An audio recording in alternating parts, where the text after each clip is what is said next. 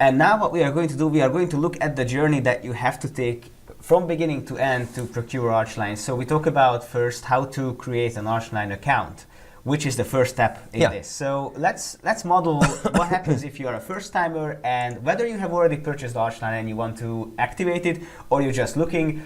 Here's the first thing that you have to do. Yeah, first things first, you need to download the installer if you do not have it already. There are two ways at least to get the installer. One is, which I think we are now covering on the screen, is the, let me just try to enlarge it like this, so we are not covering that part of the homepage. It's this here, the user. Can you see that on the screen now? This user menu point is this actually allows you to register at any time. Even if you are not downloaded anything, you can download, you can register, or if you already have a login, then you can use that. Let's just go through how to create an account. Let's just show how to create the account, because this can be also an interesting thing. Obviously, you need to provide those informations with the required field. The most importantly, you need to provide an existing email address, because that's how the actual activation process will work, and that's how we will communicate important information with you regarding your license. And also, when you create that, you can read the privacy policy over there. We will handle your data based on this policy here. And so if you create the account, then you will be able to log in with that account. And I think now we can talk about that. Yes, just one addition. If you register an account, you will be sent an activation link. Yes. You have to click that first. If you don't see that, it might have ended up in the spam folder. But that's the first thing that you have to do. So provided that you have already clicked on that and you have an existing account, let me show you what happens if you want to log in. So I'm just going to use my own email address. You didn't see now, but obviously again we clicked on the user and there is your email address. I need full concentration for that, otherwise I won't remember the password. So here's where you see your account, and it's very important. This is your account with us, but this is not the place where you keep your files, for instance. So this is not a cloud storage. This is only for your license management.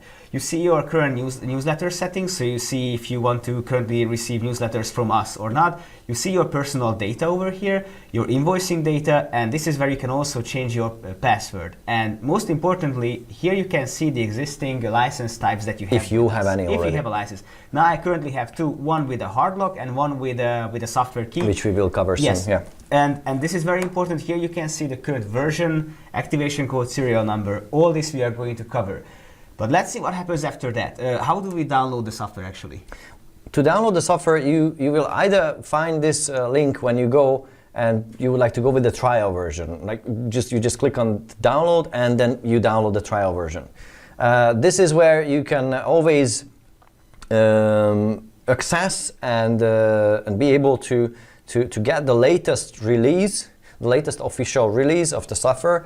By which I mean that even if you have, if you find this trial homepage, just go with that, download it, and you can use your license with it. All installers that you can download from our website is the same. There is no different installer for different licenses. There is one installer. Should you download it from here or from the this is in the download center here. So that's the other location.